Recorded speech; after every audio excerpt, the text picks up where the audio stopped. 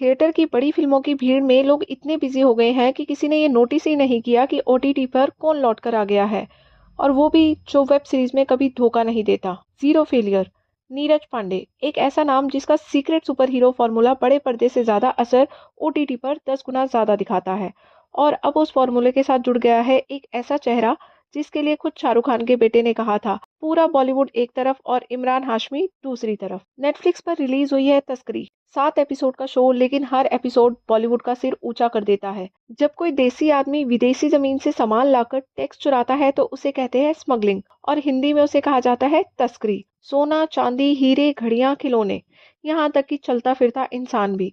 जितना महंगा माल उतना बड़ा देश का नुकसान। इसी नुकसान को रोकने की जिम्मेदारी जिनके कंधों पर होती है उन्हें हम कहते हैं कस्टम ऑफिसर्स। और शो में वही वर्दी पहनकर खड़े हैं इमरान हाशमी, एक ईमानदार ऑफिसर जो छत्रपति शिवाजी महाराज की धरती पर एक भी स्मगलर को चैन से जीने नहीं देंगे। मुंबई का छोरा है, लेकिन पैन इंडिया इसने किसी क्रिमिनल को आज तक नहीं छोड़ा। इनकी बंदूक हाथ से नहीं बल्कि दिमाग से चलती है। पूरा सिस्टम इनसे चलता है। लेकिन नीरज पांडे की दुनिया में एक म्यान में दो तलवारें नहीं रहती। इसलिए जब तक एक तरफ इमरान हाशमी है तो दूसरी तरफ है शरद केलकर चौधरी। शरद भैया, मिस यू नहीं, फील यू। बड़ा चौधरी बनकर जिस तरह स्मगलिंग करने के फॉर्मूले सिखाए हैं आपने, वैसा बॉलीवुड ने आज तक कुछ नहीं दिखाया। बैग के टायर में, लैपटॉप के वायर में, मरे हुए इंसान के कॉफिन में और जिंदा इंसान के पेट में सोने का समंदर। ये तस्करी नहीं बल्कि स्मगलर्स का बाप है, और चौधरी ईमानदार ऑफिसरों के लिए श्राप है।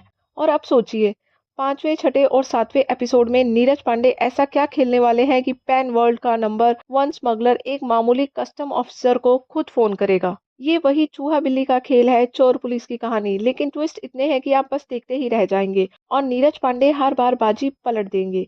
यह शो मारधाड़ और खून खराबे का नहीं है, सिर्फ 10% एक्शन और बाकी 90% दिमाग का खेल है।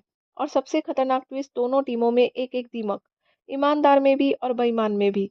वो कौन है? यही सवाल है जो शो में जान डाल देता है। कास्टिंग धुरंधर लेवल की है, इतने नए चेहरे की समझ में नहीं आता कि कौन हीरो है कौन विलन।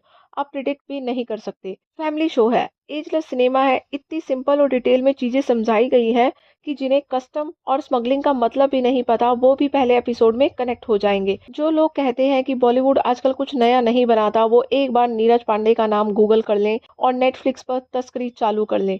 5 में से 4 स्टार्स, एक्टिंग, स्टोरी, प्रेजेंटेशन और जबरदस्त कास्टिंग के लिए। मान गए भाई इमरान हाशमी के स्क्रिप्ट सिलेक्शन को।